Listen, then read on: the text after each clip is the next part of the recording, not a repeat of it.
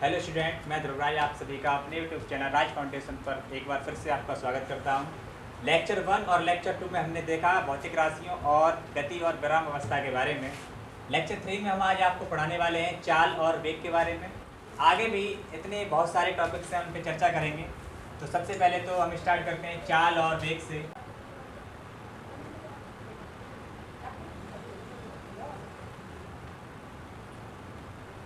चलिए स्टार्ट करते हैं आज का टॉपिक।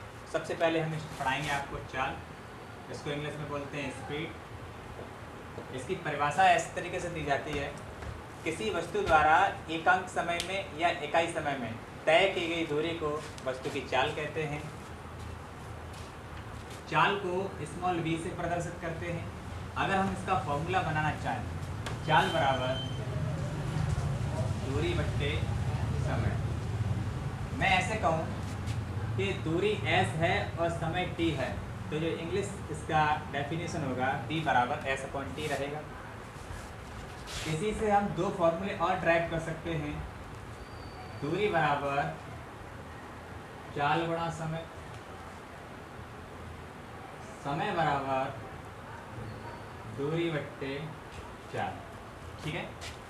चाल जो होती है एक अदिश राशि होती है और इसका मात्रक एमकेएस पद्धति में मीटर प्रति सेकंड होता है।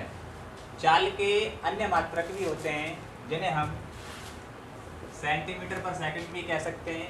According to question kilometre per hour भी चाल का ही मात्रक होता है। जनरली बेस पे जब हम क्वेश्चन को सॉर्ट आउट करते हैं, अगर सभी वैल्यूज़ एक ही पद्धति में दी गई हैं तो हम जैसे फॉर एग्जांपल मैं आपको एक क्वेश्चन के थ्रू समझाना चाहूँगा। क्वेश्चन आपकी स्क्रीन पर ये दिख रहा है, एक कार 50 मीटर की दूरी 10 सेकंड में तय करती है, तो कार की चाल ज्ञात कीजिए। यहाँ पर कार द्वारा तय की गई दूरी दे रखी है। According to question given that car द्वारा तय की गई दूरी, और दूरी को किससे डिनोट करा रहे हैं हम यहाँ पे s से। s बराबर कितना दिया है 50 मीटर, एवं तय करने में लगा समय जिसको हम व्यक्त करेंगे t से, कितना दिया हुआ है क्वेश्चन में 10 सेकंड। तब कार की चाल आपको ज्ञात करनी है, तो क्वेश्चन मार्क चिन्ह। हम जानते हैं v बराबर s/t, यानी कि चाल बराबर दूरी बट्टे समय 50/10 काटेंगे तो कितना 5 मीटर प्रति सेकंड आपके कार की चाल ज्ञात। औसत चाल को एक एग्जांपल के थ्रू और समझते हैं। क्वेश्चन आपके बोर्ड पर लिखा हुआ है। क्वेश्चन इस तरीके से दिया है, एक ट्रेन यात्रा के पहले 2 घंटे में 40 किलोमीटर प्रति घंटा की स्पीड से चलती है और अगले 3 घंटे 60 किलोमीटर प्रति घंटा की स्पीड से चलती है। तो पूरी यात्रा में रेलगाड़ी की यानी कि ट्रेन की औसत चाल ज्ञात करनी है हमें। ठीक है, करते हैं। इस क्वेश्चन में आपको दिया हुआ है वो वैल्यू आप पहले लिख लेंगे। तो कुल यात्रा के दौरान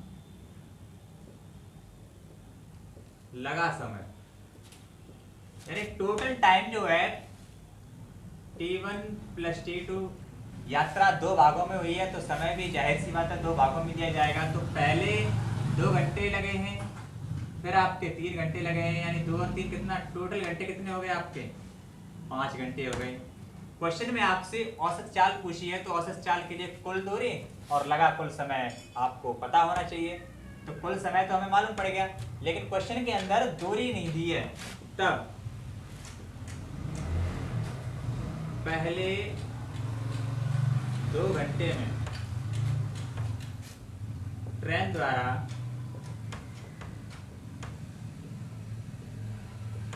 तय की गई दूरी, यानी जो पहले 2 घंटे में ट्रेन के द्वारा तय की गई दूरी है उसको मैंने s1 मान लिया, और दूरी बराबर होता है आपका चाल गुणा समय। यानी कि जो पहले 2 घंटे में चाल क्वेश्चन में दे रखी है वो है आपकी 40 किलोमीटर प्रति घंटा। और समय कितना दिया है 2 घंटे। डेट मीन्स आपकी जो चाल हो गई, सॉरी दूरी जो हो गई वो आपकी निकल के आ गई 80 किलोमीटर, यानी पहले 2 घंटे में ट्रेन ने 80 किलोमीटर की दूरी तय की होगी। एवं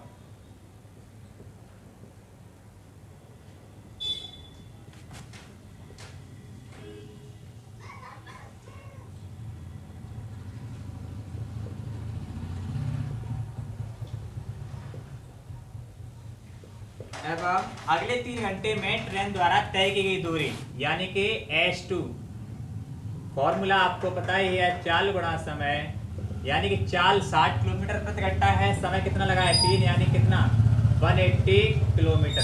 तब कुल दूरी कितनी हो गई आपकी 80 किलोमीटर, यानी कि आप ऐसे लिख सकते हैं इसको S1 प्लस S2, यानी 80 प्लस 180 बराबर 0, 6, 260 किलोमीटर। ठीक है, अब हमें क्वेश्चन के अकॉर्डिंग याद क्या करनी है, औसत चाल, और औसत चाल बराबर होता है तय की गई कुल दूरी बट्टे लगा कुल समय। औसत चाल को किससे व्यक्त करते हैं, बी सफिक्स में AB से, बराबर तय की गई कुल दूरी कितनी है आपकी 260, और लगा कुल समय कितना है आपका 5 घंटे, डिवाइड दे देंगे तो बी सफिक्स में AB का जो मान है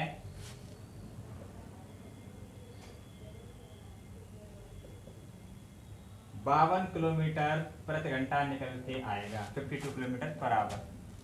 ठीक है, अब आप इस वैल्यू को किलोमीटर पर आवर में ही लिखा रहने दो, लेकिन आगे तक बढ़ाना चाहते हैं आप इसको, तो किलोमीटर पर आवर को अगर आपको बदलना है मीटर प्रति सेकंड में, तो 5/18 का आप सिर्फ इसमें क्या कर देंगे, गुणा कर देंगे, जो कि क्वेश्चन पे डिपेंड करता है कि आपसे ट्रेन की औसत चाल अगर किलोमीटर पर आवर में निकलवा रहा है तो यहाँ तक छोड़ देंगे, अगर आपसे पूछ रहा है मीटर पर सेकंड में तो आप बस 52 में 5/18 का मल्टीप्लाई कर देंगे, आपका आंसर आपके सामने है। चलिए अब बात करते हैं वेग की।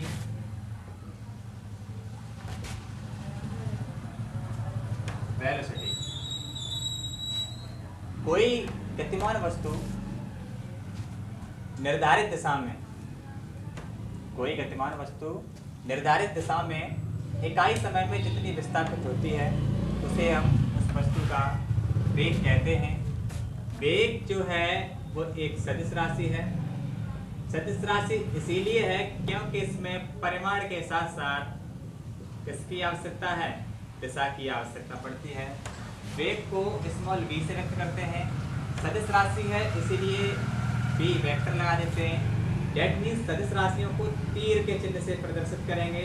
इसका विस्तृत अध्ययन और अगली आगामी कक्षाओं यानी कि 11th क्लास में ज़्यादातर बताया जाता है, तो 9th क्लास के लिए केवल आप इतना समझिए, सदिश राशियों को तीर के चिन्ह से प्रदर्शित करते हैं एरो के। जैसे अगर बल आपकी सदिश राशि है तो बल को F से व्यक्त करते हैं, अगर ये सदिश है तो इसके ऊपर आप क्या लगा देंगे, तीर लगा देंगे। ठीक है, त्वरण आपकी सदिश राशि है तो इसके ऊपर आप वेक्टर लगा देंगे, वेक्टर को ही हिंदी में सदिश बोलते हैं। तो परिभाषा आपको मैंने बताई, कोई वस्तु एकांक समय में जितनी विस्थापित होती है उसको हम उस वस्तु का वेग कहते हैं। अगर आप इसको कहना चाहें वेग बराबर विस्थापन बट्टे समय, ठीक है, इंग्लिश फॉर्मूला इस तरीके से हो सकता है v बराबर s/t, लेकिन सदिश वाली बात आ गई है इसीलिए यहाँ पे v vector upon s vector, यानी एकांक समय t है और s आपका विस्थापन हो गया। मात्रक अगर इसका लिखना चाहें तो मात्रक भी इसका मीटर प्रति सेकंड होगा। इसके भी बड़े एवं छोटे मात्रक होते हैं, फॉर एग्जांपल किलोमीटर प्रति घंटा, सेंटीमीटर पर सेकंड। चाल एवं वेग को हमने अभी अध्ययन किया। यहाँ पे एक छोटा सा टॉपिक और है, उसको आप देख लीजिए। एक समान वेग, नंबर 2 असमान वेग। एक समान वेग की डेफिनेशन इस तरीके से दे रहे होंगे, कोई वस्तु समान समय अंतरालों में समान रूप से विस्थापित होती है तो उस वस्तु का वेग एक समान होता है। अगर कोई वस्तु दिए गए समान समय अंतरालों में असमान रूप से विस्थापित होती है तो हम उसको उस वस्तु के वेग को असमान वेग कह सकते हैं। अब बात आती है चाल और वेग में अंतर क्या क्या होता है, तो थोड़ा और देखेंगे। चाल एवं वेग में अंतर को और देख लीजिए क्या होता है। एक तरफ मैं चाल लिख देता हूँ, एक तरफ मैं वेग लिख देता हूँ। चाल को v से व्यक्त करते हैं, वेग को v वेक्टर से व्यक्त करते हैं।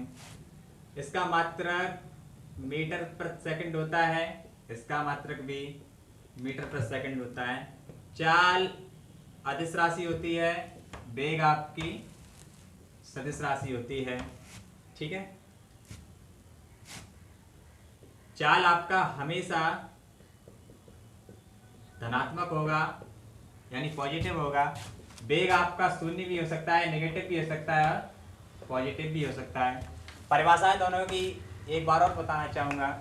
यदि कोई वस्तु इकाई समय में या एकांक समय में जितनी दूरी तय करती है उसे उस वस्तु की चाल कहते हैं। कोई वस्तु एकांक समय में जितनी विस्थापित होती है उसे हम वस्तु का वेग कहते हैं।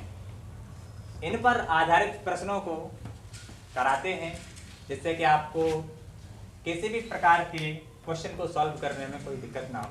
औसत चाल एवं औसत वेग को लेकर मैं एक क्वेश्चन को कराने जा रहा हूँ।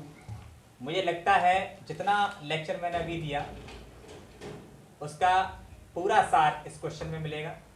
तो क्वेश्चन इस तरीके से है, क्वेश्चन आपके बोर्ड पे दिख रहा होगा आपको।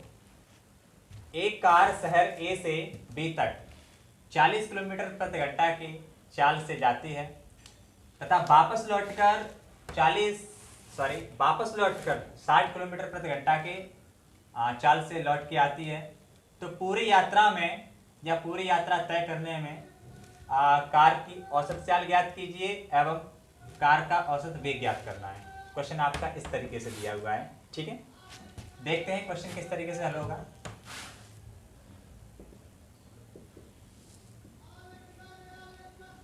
शहर है, ये शहर आपने ए माना,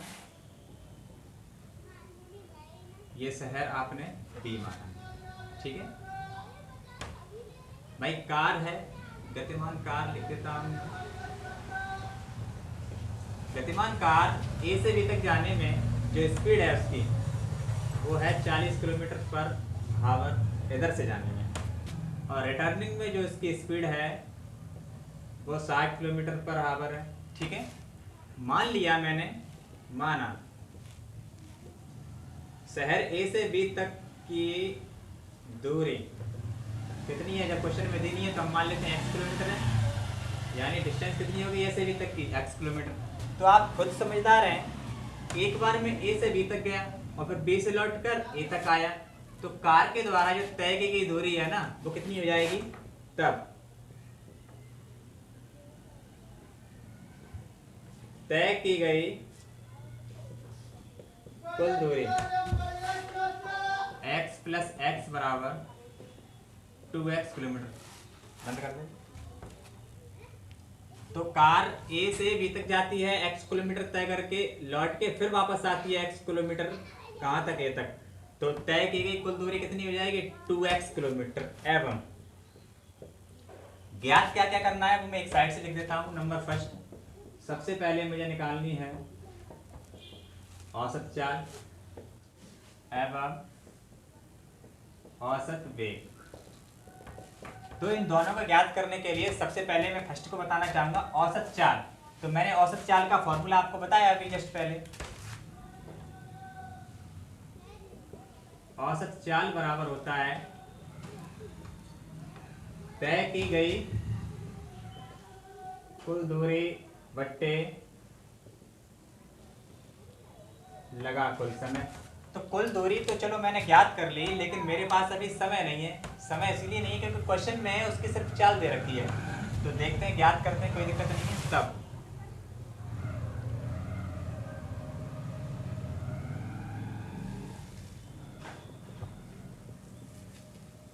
ए से बी तक जाने में जो लगा समय उसको मैं मानता हूँ t1, और समय बराबर होता है दूरी बट्टे चाल। डेट मीन्स x अपॉन चाल कितनी है स्टार्टिंग की 40 किलोमीटर पर घंटा, तो T1 कितना हो जाएगा, x/40 हावर। एवं B से A तक आने में लगा समय T2 बराबर x/60 हावर। तब इधर ही निकाल देता हूं मैं। तब लगा कुल समय T बराबर T1 प्लस T2। T बराबर x/40 प्लस x/60। एलसीएम लेंगे तो दोनों का कितना हो जाएगा, 240। 60x plus 40x 100x upon कितना, 240, 0 0 कट गया। और आपका t बराबर 10x अपॉन कितना, 24। इसको और भी काट सकते हैं आप, तो 5x अपॉन कितना, 12 हावर। ये आपका टोटल टाइम निकल के आ गया। ठीक है, अब आप इस फॉर्मूले में वैल्यू को रख दीजिए, बाकी का आपको कुछ नहीं करना है। तो तय की गई कुल दूरी कितनी थी, 2x, और लगा कुल समय कितना निकल के आ गया आपका, 5x अपॉन 12। ठीक है, क्रॉस मल्टीप्लिकेशन करेंगे तो आपका 2x मल्टीप्लाई 12 अपॉन में कितना, 5x, x खत्म हो गया, 12 दूनी 24 बट्टे कितना 5, काटेंगे तो कितना 4.8 किलोमीटर पर आवर। ये आपकी निकल के आ गई औसत चाल, 20 सफिक्स में AB, 4.8 किलोमीटर पर आवर। अब आप देखेंगे जब आपने औसत चाल को ज्ञात कर लिया तो हमें ज्ञात करना है औसत वेग। तो ये तो बहुत ही सिंपल है इस क्वेश्चन के लिए। कैसे कि आप A से चलना स्टार्ट किए थे, A से गए B तक, A से गए B तक, और B से लौट के आ गए फिर वापस A तक। तो A से B तक गए, B से वापस A तक आ गए, तो हम अपनी प्रारंभिक स्थिति पे तो आ गए। ठीक है, तो इसका जो फॉर्मूला होगा औसत वेग का वो इस तरीके से होगा, तय किया गया विस्थापन बट्टे लगा कुल समय। तो आप समझदार हैं, विस्थापन तो कुछ हुआ ही नहीं, 0, और समय कितना है हमारा 5x अपॉन 12। तो यानी टोटल जो आंसर होगा मतलब कुल मिला के वो कितना होगा, 0 किलोमीटर पर आवर। ठीक है, इस क्वेश्चन को आप अच्छे से समझ लीजिए।